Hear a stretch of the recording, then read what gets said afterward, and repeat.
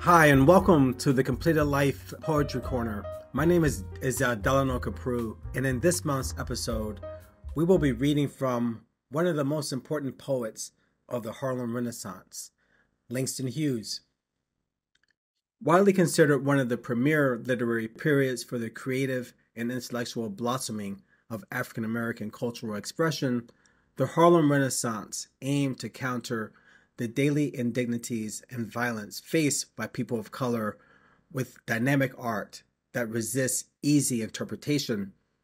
As Langston Hughes would later write in the years following the Harlem Renaissance, listen closely, you'll hear their feet beating out a, you think it's a happy beat? It's this moment of hesitation, of doubt, that adds complexity to this period. The Harlem Renaissance was set flowing by social and political changes in the nation and the vision of African American scholars and intellectuals, while also being supported by promoters and mentors, both black and white. Hughes was born in Joplin, Missouri, but spent most of his boyhood in Lawrence, Kansas, where he lived with his maternal grandmother. Following his grandmother's death in 1915, Hughes went to live with his mother in Lincoln, Illinois, and later on in Cleveland, Ohio. It is about this time that he began writing poetry, his chief influences being Walt Whitman, Carl Sandburg, Paul Laurence Dunbar, and Claude McKay. Upon his high school graduation in 1920, Hughes spent a year living with his father in Mexico, where he attempted to persuade his father to pay for his tuition to Columbia University. Finally, Langston's father relented on the condition that, rather than pursue a career in poetry, his son study engineering. Langston agreed and maintained a B-plus average at Columbia, but left after his first year in college because he found the art scene and nightlife of Harlem more to his taste. What engineering may have lost is a true treasure in the realm of art. And Langston Hughes is most likely one of the first names that comes to mind when we think of the Harlem Renaissance. In fact, he was the first black writer in America to make a living solely by his art, by his typewriter.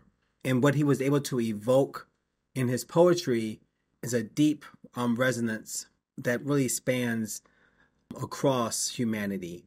His poem unifies people. His poetry unifies. One of the earliest poems I recall from my childhood was one my mother used to recite. And this poem really stuck with me. Although at the time, I did not know the title of this poem, but the rhythms of it really resonated with me. This poem is called Youth. We have tomorrow bright before us like a flame. Yesterday, a night gone thing, a sundown name. And dawn today, broad arch above the road we came, we march. This poem is titled The Negro Speaks of Rivers. And what's notable in this particular poem is the use of the word I, capital letter I.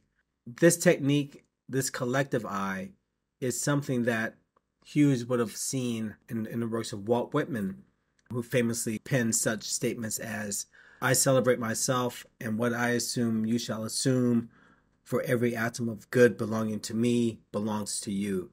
And so that I is a collective I in which each speaker is participating in Whitman's vision. A similar notion holds true in Langston Hughes' poem, The Negro Speaks of Rivers. And mind you, he wrote this poem when he was in his early 20s, but it has such a deep wisdom to it that continues to resonate. I've known rivers. I've known rivers ancient as the world and older than the flow of human blood in human veins. My soul has grown deep like the rivers. I bathed in the Euphrates when dawns were young. I built my hut near the Congo, and it lulled me to sleep. I looked upon the Nile and raised the pyramids above it. I heard the singing of the Mississippi when Abe Lincoln went down to New Orleans, and I've seen its muddy bosom turn all golden in the sunset. I've known rivers, ancient, dusky rivers. My soul has grown deep like the rivers. And one more poem in which the I figures rather prominently is the poem I Too. I too sing America.